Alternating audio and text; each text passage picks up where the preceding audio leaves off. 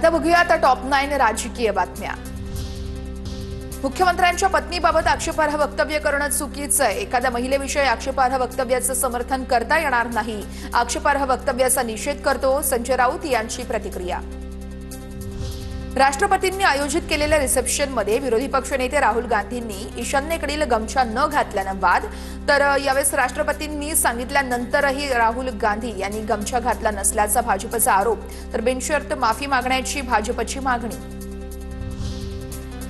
ईशान्येकडील राज्यांचा गमछा न घालण्यावरून संजय राऊत यांच्याकडून राहुल गांधींची पाठराखण। राजनाथ सिंग यांनी देखील ईशान्येकडील गमछा घातला नाही म्हणून राष्ट्रद्रोही म्हणणं भाजपचा खेळ, राऊत यांची भाजपवर टीका।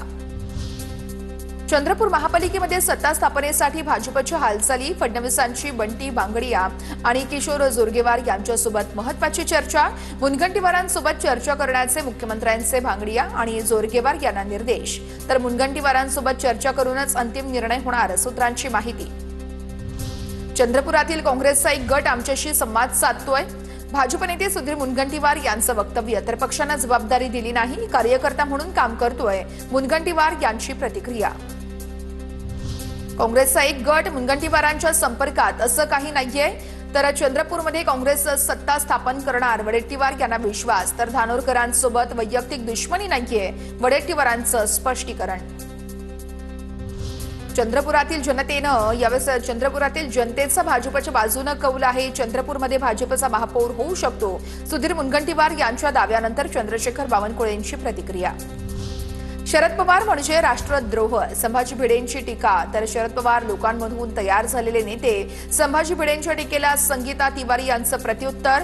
पवारांच्या राष्ट्रवादीच्या संगीता तिवारी यांची संभाजी भिडेंवर टीका।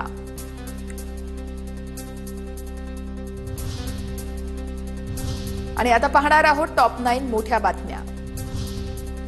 बाबासाहेबांचं नाव का घेतलं नाही? नाशिकमध्ये महाजन यांच्या भाषणादरम्यान महिलेचा आक्षेप, तर वाटलं तर मला सस्पेंड करा, वनविभागाच्या महिला कर्मचाऱ्याचा गोंधळ, तर माझा असा काही हेतू नव्हता, महाजन यांच्याकडून दिलगिरी व्यक्त।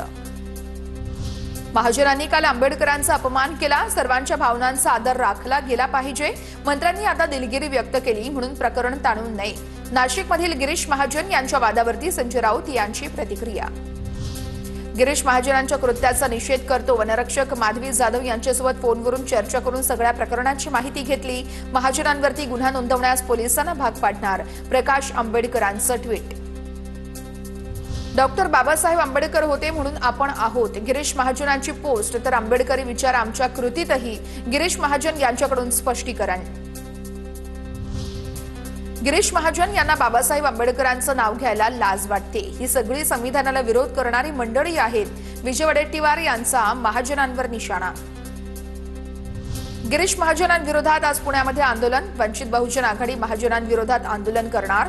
गिरीश महाजन यांनी भाषणात डॉक्टर बाबासाहेब आंबेडकरांचा उल्लेख केला नाही, तर गिरीश महाजनांवरती गुन्हा दाखल करण्याच्या मागणीसाठी आंदोलन। लाडक्या बहिणींना योग्य वेळेस महिन्याला 2100 रुपये देणार, लाडक्या बहिणींना लखपती केल्याशिवाय थांबणार नाही, एकनाथ शिंदेंचं वक्तव्य। लाडक्या बहिणींना 2100 रुपये देण्याची योग्य वेळ कधी हे शिंदेंनी जाहीर करावं, निवडणुकीच्या तोंडावरती 2100 रुपये देणार का, विजय वडेट्टीवार यांचा सवाल। निवडणुकीत दिलेला शब्द पुढील निवडणुकीच्या आधी पूर्ण करावा लागतो, आम्ही दिलेला शब्द योग्य वेळेस पूर्ण करू, लाडक्या बहिणींच्या 2100 रुपयांवर बावनकुळेंची प्रतिक्रिया।